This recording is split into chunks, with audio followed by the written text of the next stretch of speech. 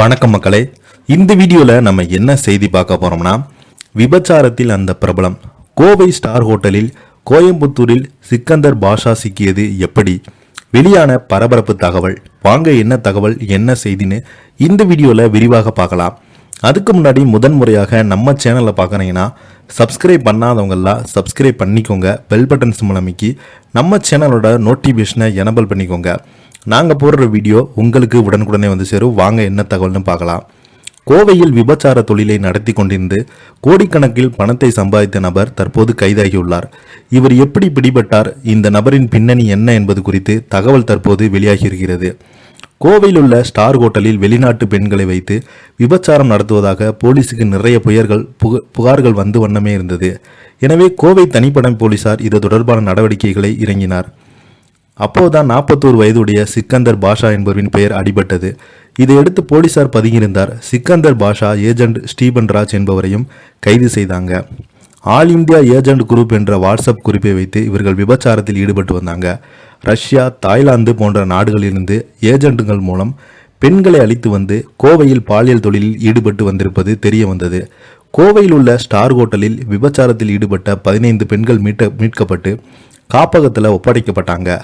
10 sim கார்டுகள், 16 செல்போன்கள், 7 bank passbook பறிமுதல் செய்யப்பட்டன. தற்போது கைதாயிருக்கும் சிக்கந்தர் பாஷா என்பவர் யார், இவருடைய பின்னணி என்பது குறித்து தகவல்கள் வெளியாகியுள்ளது. இந்த சிக்கந்தர் பாஷா 4 வருடங்களுக்கு மேலாக போலீசாருக்கு டிமிக்கி தந்து கொண்டிருந்தார். கோவை ஆரப்பாளையம் ரோட்டில் 4500 அபகரித்து விட்டதாக போத்தனூர் பகுதியைச் சேர்ந்த ஸ்டீபன் என்பவரை ரோஸ்கோர் போலீசார் கைது செய்தாங்க. ஸ்டீபன் அப்போது போலீசார் விசாரணை மேற்கொண்டுதான் சிக்கந்தர் பாஷா பற்றி தகவல் கிடைத்தது. தேனியைச் சேர்ந்த சிக்கந்தர் பாஷாவிடம்தான் ஸ்டீபன் மேனேஜராக வேலை பார்த்திருக்கிறாரு. இவர்கள் இருவருமே ரஷ்யா, இந்தோனேஷியா, தாய்லாந்து என பல்வேறு நாடுகளிலிருந்து பெண்கள் அழைத்து வந்தாங்க. சுற்றுலா பயணிகள் போல அந்த பெண்களை இந்தியாவுக்கு அழைத்து வந்தது. தமிழகம், கேரளா உள்ளிட்ட பல்வேறு மாநிலங்கள் விபச்சார தொழிலில் ஈடுபட்டு வந்திருக்காங்க. இந்த விபச்சார தொழிலில் ஒவ்வொரு மாதமும் பல லட்சங்கள் அளித்துள்ளாங்க.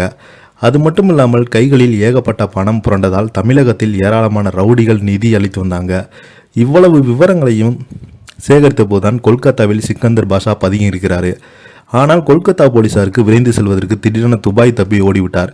சிக்கந்தர் பாஷா இத்தனை மாத காலமும் விடாமல் போலீசார் கண்காணித்து வந்திருக்காங்க. அனைத்து விமான நிலையங்களையும் அலர்ட்டாக தந்திருக்காங்க.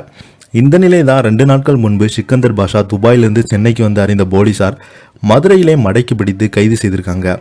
பாஷா மீது 40 கேசுகளும் ஸ்டீபன் மீது 20 கேசுகளும் ஏற்கனவே உள்ளதால் இவர்கள் பின்னால் செயல்படுவது யார் என ஆய்வையும் போலீசார் நடத்தி வராங்க. சிக்கந்தர் பாஷாவின் செல்போன் விவரங்களை சேகரித்து வராங்க. விபச்சார தொழிலுக்கு துவங்கப்பட்ட அந்த வாட்ஸ்அப் குறிப்பில் மொத்தம் 171 நபர்கள் இருக்காங்க. பாஷாவிடம் இருந்து 13 செல்போன்கள் ஆய்வு நடக்கிறது. இதை பற்றி நீங்கள் என்ன நினைக்கல உள்ள கமெண்ட் பாக்ஸ்லாம் மறக்காமல் பதிவிடுங்க. இந்த வீடியோ உங்களுக்கு பிடிச்சிருந்தா லைக் பண்ணுங்கள், ஷேர் பண்ணுங்கள். நன்றி, வணக்கம்.